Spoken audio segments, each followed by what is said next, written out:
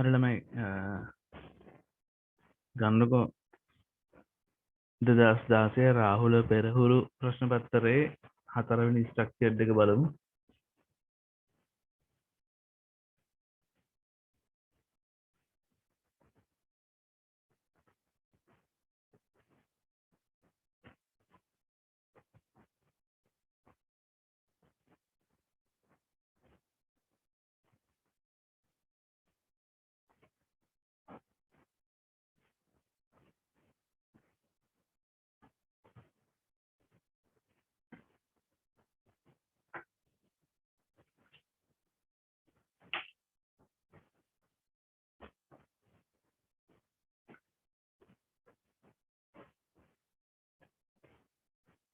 මේකේ කියනවා AB සන්නායකය L දිගින් යුතු වන අතර එය ශ්‍රාව ඝනත්වයේ B වන ඒකාකාර චුම්බක ක්ෂේත්‍රයකට ලම්බකව නියත V ප්‍රවේගයෙන් චලනය වන අවස්ථාවක් සලකන්නට.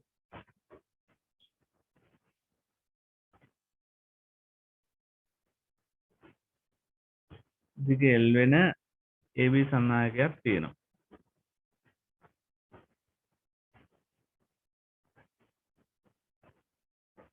එයා චුම්බක ක්ෂේත්‍රයක් තුළ V වේගෙන් චලනය වෙන චුම්බක ක්ෂේත්‍ර තලය තුළට තියෙනවා.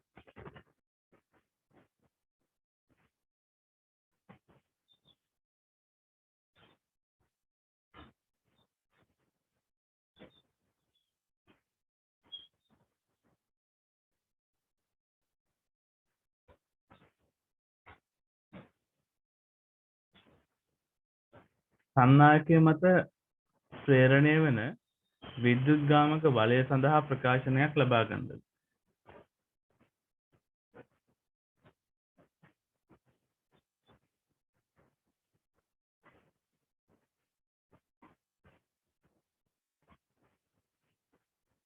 අපි දන්නවා චුම්බක ක්ෂේත්‍රය B නම් මෙයා යන වේගය V නම්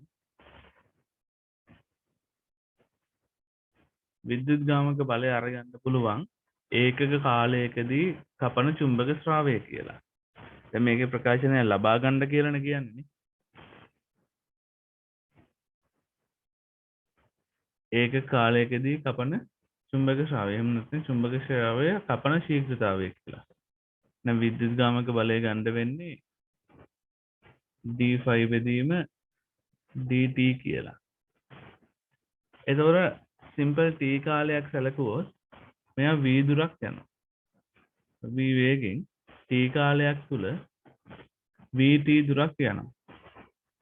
එතකොට කපන චුම්බක ස්‍රාවය තමයි මෙයා යන දුර vt, මෙයාගේ හරස්කඩ මෙයාගේ දිග l. එතකොට මෙන්න වර්ගඵලය, ඔය වර්ගඵලය ගුණ කරන්න වෙනවා චුම්බක ක්ෂේත්‍ර තීව්‍රතාවයෙන්. චුම්බක ක්ෂේත්‍ර තීව්‍රතාවයෙන්. එතකොටනේ ශ්‍රාවය එන්නේ. ඔයාලට මතක ඇති ශ්‍රාවය සමානයි චුම්බක ක්ෂේත්‍ර තීව්‍රතාවය වතාවක් වර්ගඵලය. වර්ගඵලය තමයි අරගත්තේ මෙයා t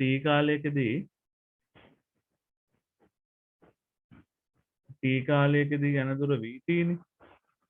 මෙතන t සමානයි බිඳුව, මෙතන t සමානයි t. එතකොට t කාලයකදී යන දුර vt වේගයේ වතාවක් කාලය.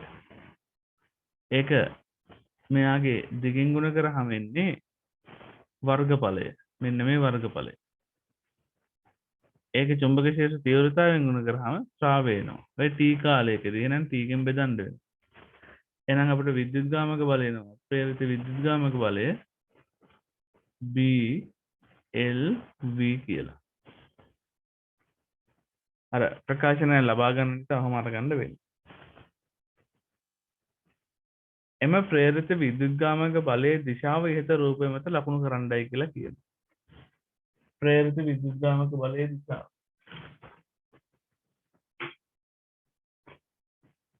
දිශාව අරගන්නේ කොහොමද? ෆ්ලෙමින්ගේ සුරත් නීතියෙන්. චුම්බක ක්ෂේත්‍ර තලය තුළට චලිත දකුණට. එහෙනම් ප්‍රේරිත විද්‍යුත්ගාමක බලය එන්නේ මෙන්න මෙහෙම ඉහළ දිශාව. ඒතර ඔය වගේ කෝෂයක් ලකුණු කරා නම් හරි.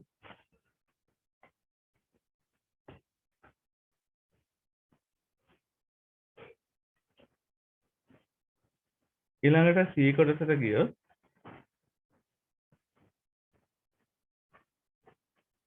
වර්ගඵලයේ A පොටවල් n සහිත දඟරයක් ඔමෙගා නියත කෝණික ප්‍රවේගයෙන් භ්‍රමණය වන විට එහි අවස්ථා දෙක හා 3 රූප මගින් නිරූපණය කරනවා. දෙකෙහි දඟරයේ තලය චුම්බක බල රේඛාවලට සමාන්තරයිද? තුනෙහි දඟරයේ තලය අභිලම්බය දඟරයේ තලය අභිලම්බය සමග චුම්බක බල රේඛා අතර තීට කෝණයක් හදනවලු. මේ තීට කෝණයක් ඇදලා තියෙන අවස්ථාවක් තියෙනවා. එම අවස්ථාවන්හිදී PQ අතර ප්‍රේරිත විද්‍යුත්ගාමක බලය සඳහා ප්‍රකාශනයක් ලියන්නයි කියලා කියනවා. හරි.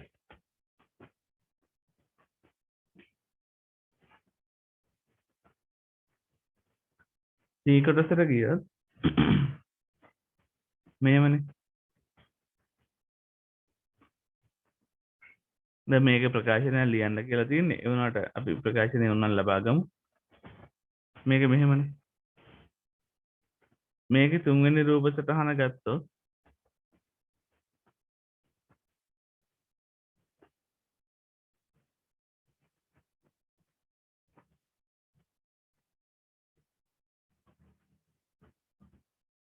මෙයා කැරකෙනවා ඔමෙගා කෝණික වේගයෙන්. ඒතකොට එයා ඔමෙගා කෝණික වේගයෙන් කැරකෙද්දී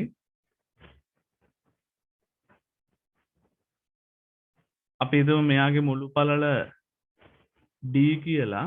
එතකොට මේ දුර අරගන්න වෙන්නේ d වෙදීම දෙකක් විදිහට. මෙන්න මේක මේ පැත්තට යනවා යම්කිසි v වේගකින්. මේ අග්‍රය තලයෙන් ඉවතට යනවා ඒත් v වේගෙන්. ඔය v වාර ගන්න පුළුවන් මට v සමානයි r ඔමෙගා. ඒතර r ට දාන්න වෙන්නේ d බෙදීම 2යි ඔමෙගා. චුම්බක ක්ෂේත්‍රයක් තියෙනවා දකුණු පැත්තට.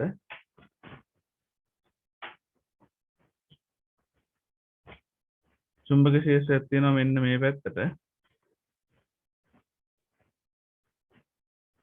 ඒ චුම්බක ක්ෂේත්‍ර ප්‍රබලතාවය b නම්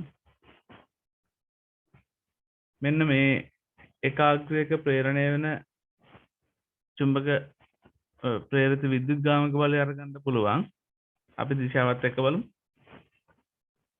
චලිත තලය තුළට චුම්බක ක්ෂේත්‍රය දකුණට එනම් ප්‍රේරිත විද්‍යුත්ගාමක බලය පහළට. මෙතන ප්‍රේරිත විද්‍යුත්ගාමක බලය ඉහළට. ඒතර එක විද්‍යුත්ගාමක බලයක් E නම් ප්‍රේරිත මුළු විද්‍යුත්ගාමක බලය එන්නේ 2E. එහෙනම් මම E නෝට් කියලා ගත්තොත් මුළු ප්‍රේරිත විද්‍යුත්ගාමක බලය ඕක ගන්න පුළුවන් 2E විදිහට.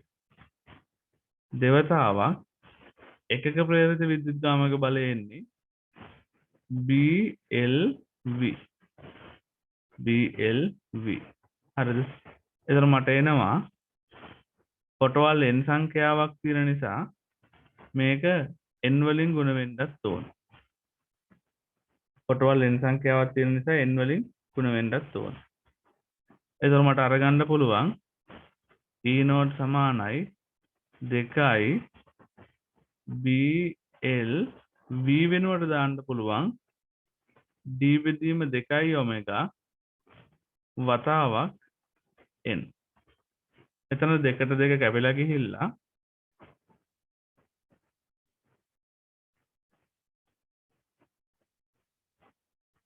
E නෝට් එනවා දෙකට දෙක කැපිලා ගිහිල්ලා B LD කියන්නේ දිග වතාවක් පළලනේ. මම පළල D කියලා නරගත්ත මුළු පළල. එහෙනම් මෙතන LD කියන්නේ මෙයාගේ වර්ගඵලය. එහෙනම් E නෝට් අරගන්න පුළුවන් BA ඔමෙගා n කියලා. හරිද? ඕකම තමයි අපි ලියාගන්නේ විද්‍යුත්ගාමක බලය E නෝට් සමානයි BNA ඔමෙගා කියලා. BNA ඔමෙගා. හරිද? ඊට පස්සේ දෙවෙනි අවස්ථාව තියෙන්නේ චුම්බක ක්ෂේත්‍රයත් එක්ක තීටා කෝණයක් හදනවලු. චුම්බක ක්ෂේත්‍රයේ අභිලම්බෙත් එක්ක තීටා කෝණයක් හදනවලු තලයේ. මේ බලන්න. එතකොට තලය මෙහෙම තියෙනවා.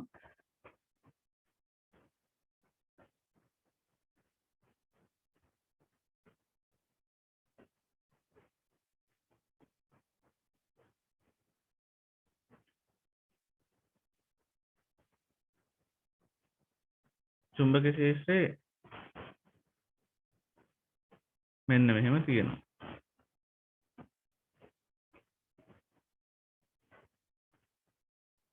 හරිද?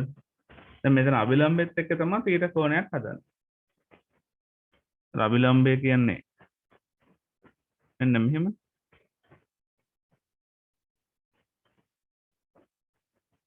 අභිලම්බය කියන්නේ මෙන්න මෙහෙමනේ. මේ අභිලම්බෙත් එක්ක තීටා කෝණයක් හදනවා. එතකොට අපි බැලුවොත් මේ ප්‍රකාශනය ආවේ තලයට සමාන්තරව චුම්බක ක්ෂේත්‍ර තියෙද්දිනේ. තලයට සමාන්තරව තියෙන චුම්බක ක්ෂේත්‍ර තීව්‍රතාවයේ සංරචකය ඉන්නේ කොහොමද? මේක තීටා නම්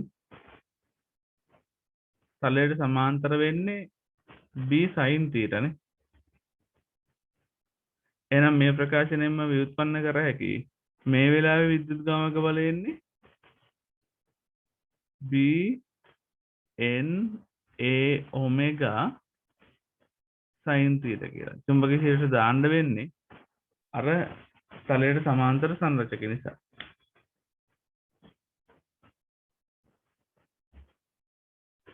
හරි.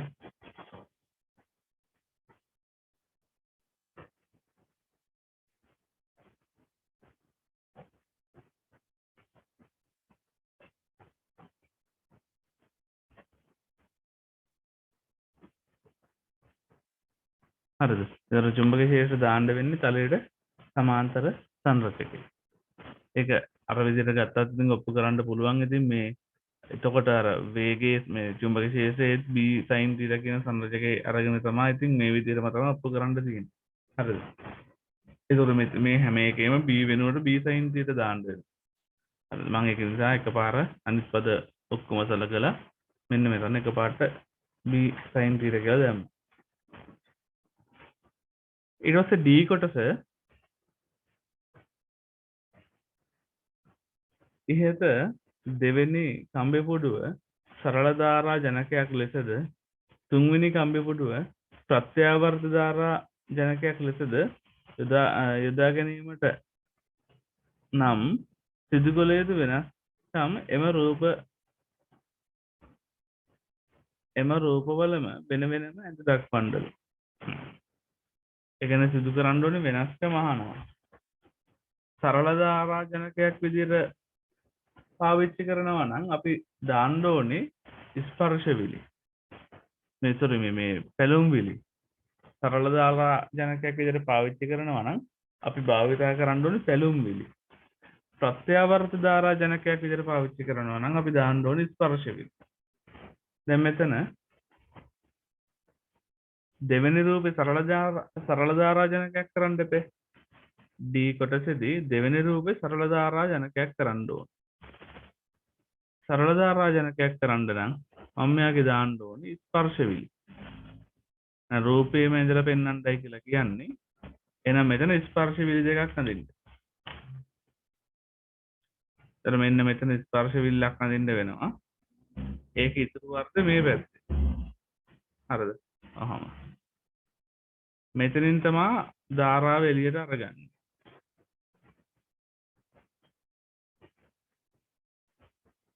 හරි.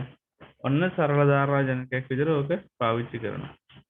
ඊට පස්සේ දෙවෙනි එක ප්‍රත්‍යවර්ත ධාරා ජනකය. එතකොට පැලුම් විලි දාන්න වෙන්නේ.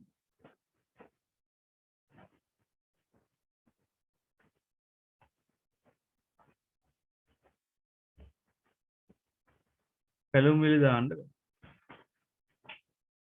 එතකොට මේ උඩ තියෙන එක්කෙනා පැලුම් විලි නෙමෙයි ස්පර්ශ විලි දාන්න වෙනවා.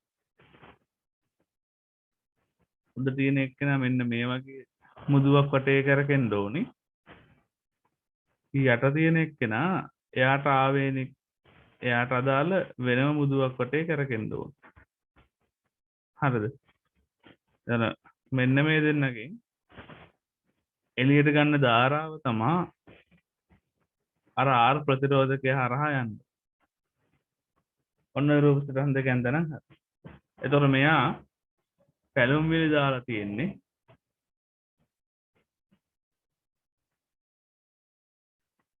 පැලුම් විලි දාපුවාම මෙතනින් එන්නේ සරල ධාරා ජනකය.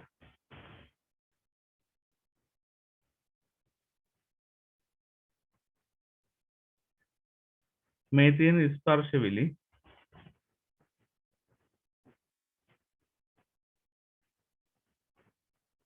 එතකොට එන්නේ ප්‍රත්‍යවර්ත ධාරා ජනකය. ප්‍රත්‍යවර්ත ධාරා ජනකය.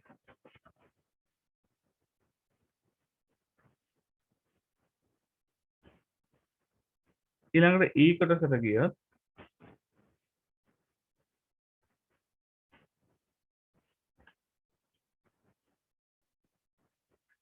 හම්බි කුඩුවේ වර්ගඵලය වර්ග සෙන්ටිමීටර් 100යි පොටවල් ගාන 300යි චුම්බක ස්‍රාව ඝනත්වය දෙනවා හර්ට්ස් 50ක සංඛ්‍යාතයකින් අක්ෂය වටා භ්‍රමණය වෙනවා. PQ අතර ප්‍රේරණය වන විද්‍යුත්ගාමක බලයේ වර්ග මධ්‍යන්න මූලගය හොයන්න. මේ බලන්න. වර්ග මධ්‍යන්න මූලගය. වර්ග මධ්‍යන්න මූලගය හොයන්න කලින් අපි කුළු වගය හොයමු. කුළු වගය කියන්නේ විද්‍යුත්ගාමක බලයේ උපරිම වෝල්ටීයතාව. කුළු වගය කියන්නේ විද්‍යුත්ගාමක බලයේ ප්‍රේරණය වෙන උපරිම වෝල්ටීයතාව. VP. ඒ කුළු වගේ එන්නේ ඕගලන්ට මතක ඇති මෙතන බලන්න ආනත අවස්ථාවේදී ඉන්නේ BNA sin theta BNA omega sin theta. හරිද? මෙන්න මෙතන සමාන්තර අවස්ථාවේදී කෙලින්ම BN. දැන් sin theta සංරචකය ආපු ගමන් අඩු වෙනවා. මොකද sin theta කියන්නේ එකට වඩා අඩු ඉලක්කමක් නිසා. දශම සංඛ්‍යාවකින් ගුණ වෙද්දී උත්තරේ අඩු වෙනවනේ. එතකොට මෙතන මොකුත් sin theta නැහැ. ඒ කියන්නේ උපරිමගේ ඉන්නේ මෙන්න මේ වෙලාවේ. එහෙනම් කුළු වගේ කෙලීම BNA omega. හරිද? කුළු වගේ අරගන්න පුළුවන් BNA omega. අපිට සංඛ්‍යාත දීලා තියෙන්නේ එහෙනම් omega ලියා ගන්න පුළුවන් 2.5f කියලානේ. හරිද? ඔයාලට මතක ඇති සංඛ්‍යාත ලියා ගන්න පුළුවන් BNA omega වෙනුවට 2.5f. දැන් පද ටික ආදේශ කරමු. චුම්බක ශේෂ තීව්‍රතාවය 0.2යි. පොටවල් ගාන 300යි. වර්ගඵලය වර්ග සෙන්ටිමීටර් 100යි. ඒ කියන්නේ 100 ගුණ කිරීම 10 ඍණ 4. ඊළඟට 2යි. පයිට දාන්න වෙන්නේ 3. F ට දාන්න වෙන්නේ 50. F ට දාන්න වෙන්නේ 50. දැන් කැපෙනේව ටික කපමු.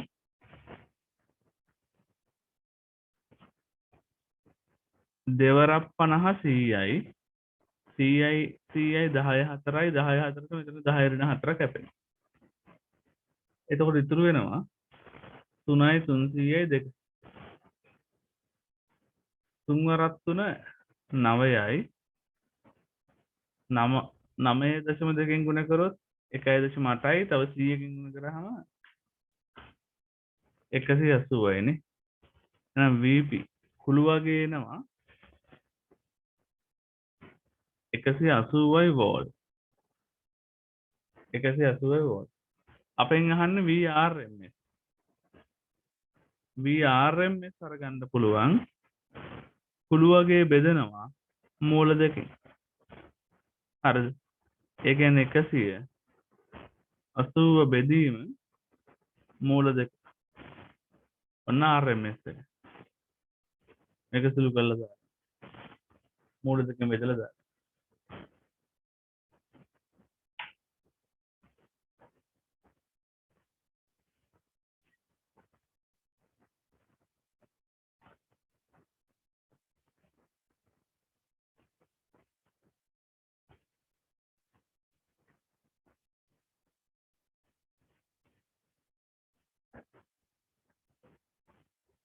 වර්ග මධ්‍යන මූලකයේ එතකොට ආසන්න වශයෙන් 127.3.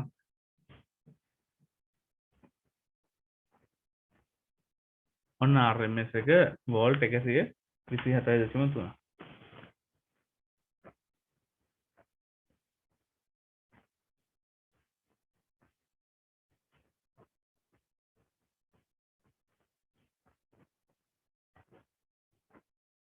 හරිද? ඊට පස්සේ F කොටසේ අහනවා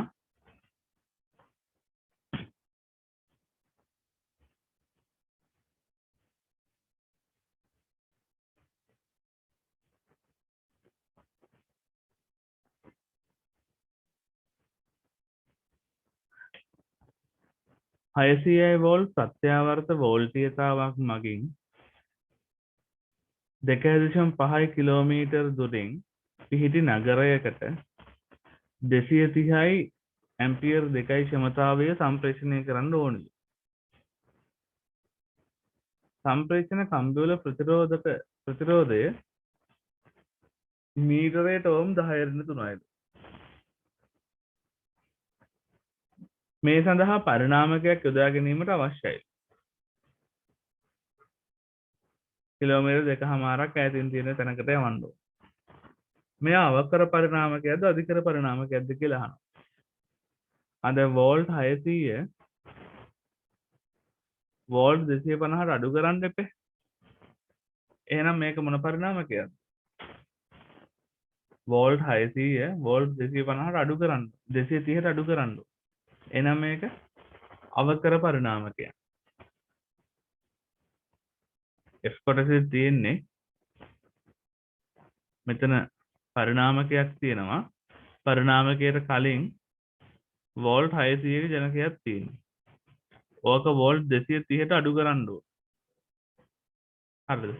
එහෙනම් මේක අවකර පරිණාමකයක්. ඊට පස්සේ පරිණාමකයේ ද්විතීයික හා ප්‍රාථමික පොටවල් අතර අනුපාතය අහනවා.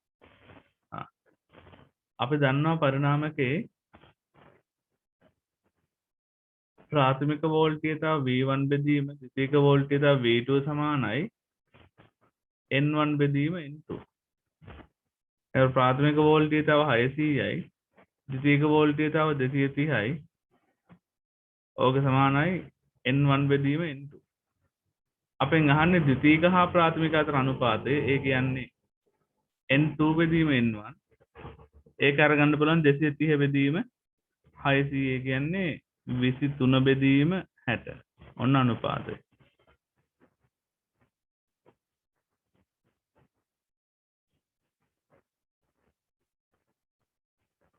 ඊළඟට රෝම ඉලක්කම් 3 අහනවා. පරිණාමකයේ 60ක කාර්යක්ෂමතාවයක් සහිත ක්‍රියා කරයි නම් ප්‍රාථමික දඟරය තුළ ධාරාව කීයද කියලා.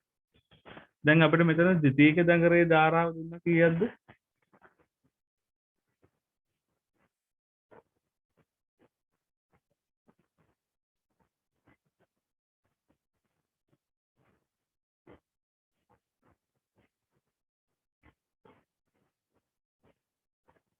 ද්විතීයික දඟරය තුළ ධාරාව වෝල්ට්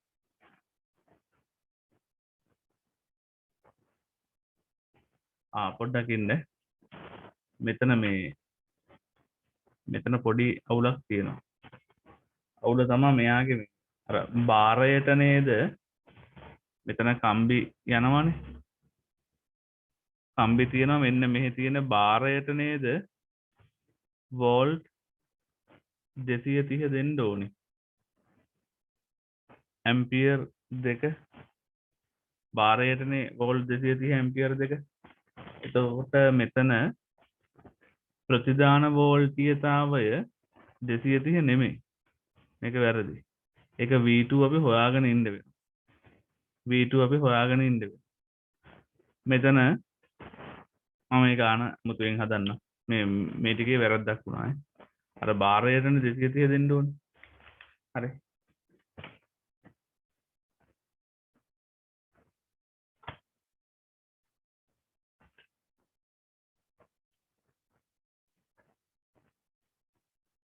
එතකොට F කොටසේදී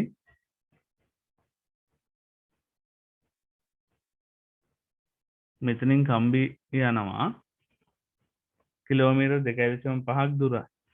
ඒ කියන්නේ මීටර් 2500ක් දුරයි. මේ කම්බි වල ප්‍රතිරෝධකුත් තියෙනවා.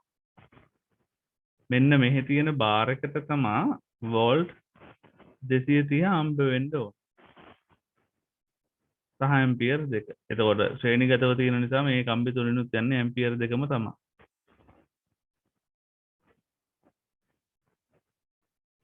හරිද? හැබැයි මෙන්න මේ කම්බි වල ප්‍රතිරෝධයක් තියෙනවානේ. ඒ R ප්‍රතිරෝධය අරගන්න පුළුවන් කොහමද? දිග 2500යි මීටර් ඕක ගුණ කරන්න ඕනි 10 ඍණ 3යි ඕම් මීටරයට ඕම් 10 ඍණ 3. එහෙනම් R වෙනවා කීයක්ද? 2.5යි ඕම් කියලා. හරිද? 2.5යි ඕම්. එහෙනම් අතන්ට 230ක් යනවා. ඒ වගේම මේ කම්බි වල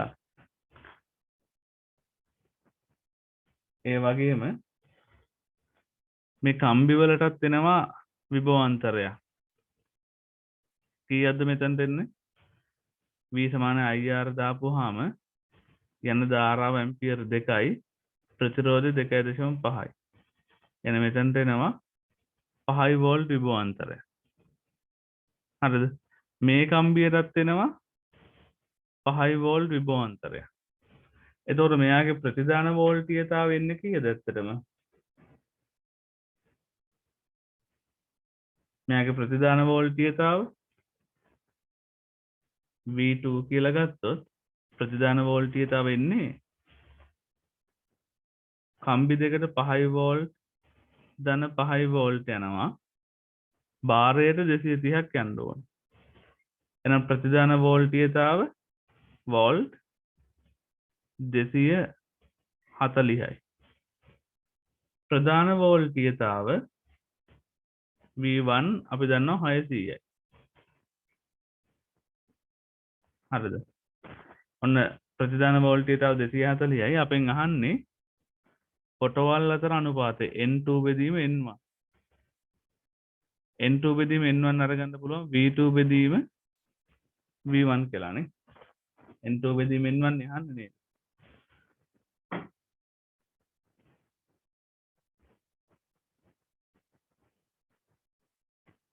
ද්විතීක හා ප්‍රාථමික අතර අනුපාතනේ.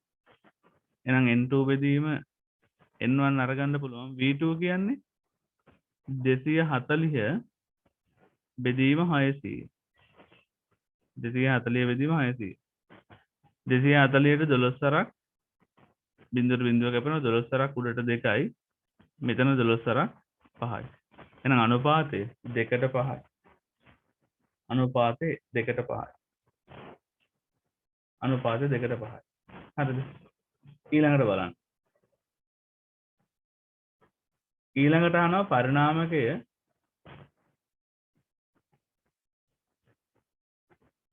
60ක කාර්යක්ෂමතාවක් සහිතව ක්‍රියා කරනවා නම් ප්‍රාථමික දඟරය තුල ධාරාව කීයද කියලා. එහෙනම් මෙයාගේ කාර්යක්ෂමතාවය 60යි. කාර්යක්ෂමතාවය 60යි. මම ප්‍රතිදාන ක්ෂමතාව හොයාගන්න පුළුවන්. කොහොමද? අපි දන්නවා ප්‍රතිදාන ක්ෂමතාවය ගනිද්දී P2 සමානයි VI. V2 I2 ඉතර V2 ට දාන්න වෙන්නේ 240 I2 ට දාන්න වෙන්නේ ඇම්පියර් 2 එහෙනම් ප්‍රතිදාන ක්ෂමතාවය P2 වෙනවා කීයක්ද 480යි වොට් 480යි වොට් හරිද ඊළඟට ප්‍රධාන ක්ෂමතාවය අරගන්න පුළුවන් අපි දන්නවා කාර්යක්ෂමතාවය කියන්නේ ප්‍රතිදානය බෙදීම ප්‍රදානය වතාවක් 100%. ඒතර කාර්යක්ෂමතාවය 60යි ප්‍රතිදානය 480යි ප්‍රදානය P1 වතාවක් 100%. එහෙනම් මට මෙතනින් P1 අරගන්න පුළුවන් P1 අරගන්න පුළුවන් මේක සුළු කරාම කීයද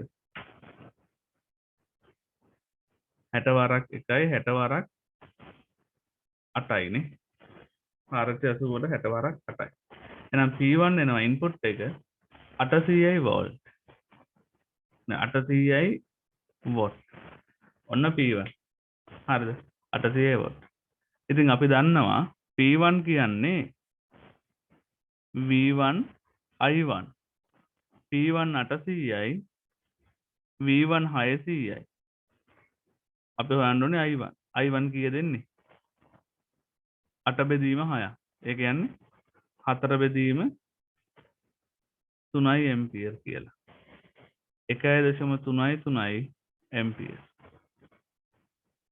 ඇම්පියර් 1.33යි